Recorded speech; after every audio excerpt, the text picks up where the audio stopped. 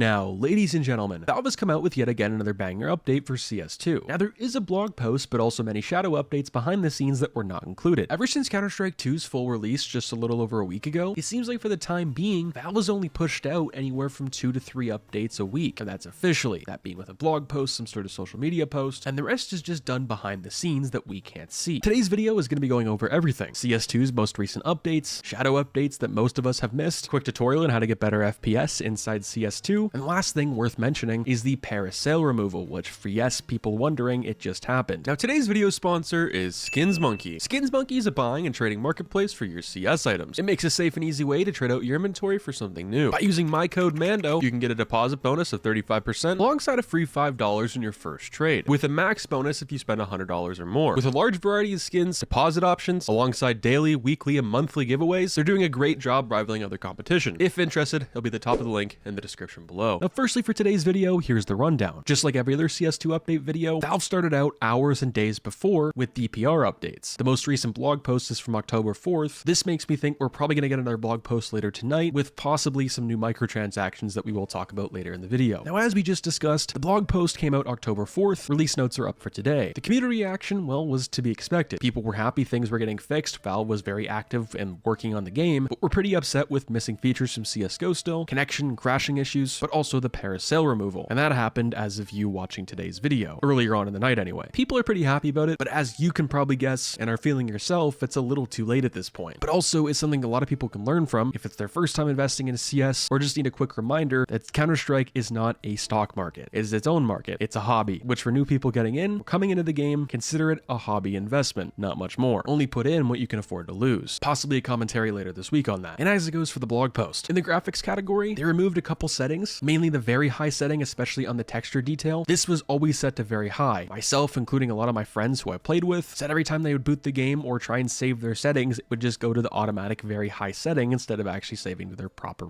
well, setting. For animation, they repositioned the finger on the op so it doesn't look as long. Various bug fixes to Inferno, Anubis, Vertigo, Ancient, and Mirage, so pretty much everything. And for miscellaneous, various bug fixes and tweaks to stickers. And this mainly and primarily affected Paris 2023 stickers, which as of reading this on the 4th made me think Paris was probably going to get removed soon because Valve kind of wanted to clean house anyway. They adjusted some crosshair outlines, fixed a bug where disconnecting and reconnecting from a match would result in less XP, various tweaks to automatic sniper muzzle flashes, various tweaks to glass impact effects. Now this I guess could be with sound but also graphically. Whenever you break a piece of glass, maybe it was too loud or the animation was just off. They added some new sorting options for your inventory, storage units, and for actions like applying stickers. And lastly, they fixed a bug where users in Germany were incorrectly identified as users in China, which that's a pretty insane move there. Now some other things worth mentioning. There was some pretty big bans in the community and also some big scares just a few days ago. It's been rumored that a new ban wave is coming very soon and is actively in effect. A lot of cheaters, griefers, but primarily cheaters are getting banned. Valve has found out what software a lot of these people are using, and well, they're gonna end up with a nice game ban just a few hours probably. Paris stickers are now fitting better on pretty much every weapon inside CS2. They also look a little bit better and well optimized as well. Now as it goes for the community reaction, people are pretty happy from this most recent official update, but also even more happy with Valve removing Paris, and we're not even discussing it, which I feel like is kind of weird as well. Like we discussed earlier on in the video, Valve seems to be updating CS2 without putting out a blog post. Hey, if it makes things go faster, makes the game feel better, and just fix things overall quicker than putting out a blog post, a tweet, a bunch of other things as well, just go for it. Maybe having 1 to 3 a week, let's just say you updated twice a day, you could sum up the big things you added, or let's just say removed. That would be helpful for us as well. There has been a little bit of controversy with pro players and people on Twitter, if that's a content creator, someone in the trading community, mainly with the state of CS2. People like Simple, Anomaly, and various other players as well, not just signing the main limelight on them, are not happy with how CS2 is right now. I talk about this in my review. I think people, depending on what they're upset about,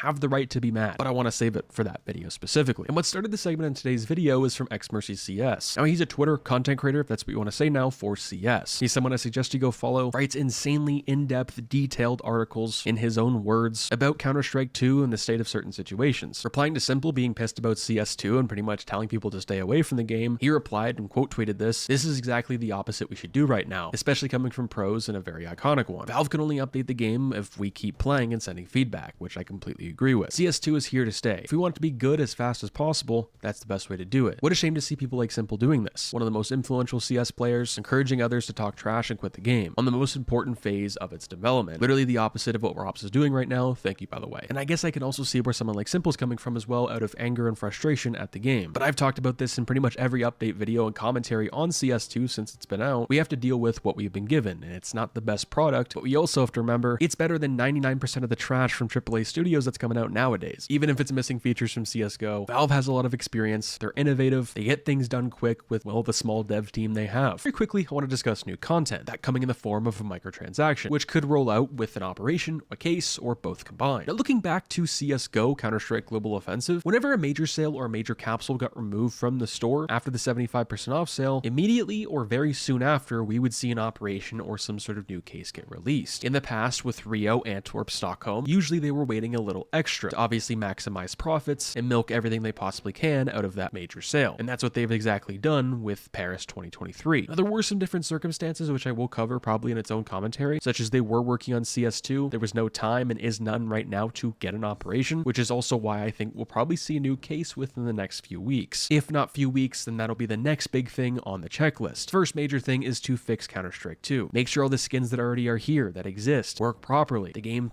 runs smoothly for everybody. No more crashing. Sub-tick rate gets patched the best it possibly can. Now lastly for today's video, I want to have a quick mention of performance inside CS2 and how you can better it, get more frames per second. I receive a comment on pretty much every single video of CS2 that I make, which says, my FPS has been dropping a lot more than when CS2 first came out, or in the limited test. My FPS is just bad in general. Now what's helped a lot of people, including myself, is reverting back to some older drivers, if that's how you have NVIDIA or AMD. Now I can only verify and test if this works on NVIDIA. This has worked on the 20 and 30 series, and even a 1660 Ti. And I'm talking major performance increases, going from 100 to 150 FPS to over 300, people getting 300, and then staggering from 30 to 100, then 300 again, and then it's just normal at 3 to 350, and well, sometimes these things just mess up everything. So stay with one, keep that one downloaded until there's one that's very stable and makes the game the best possible. Also, evaluate your in-game settings. For me playing on a laptop with middle specs throughout the week, I found these settings to be the best, with looking the greatest, but also not losing too much FPS. That pretty much wraps up today's video. Let me know what you guys think down below. Catch you guys in the next one. Stay positive, stay sexy. I'm out, guys. Peace.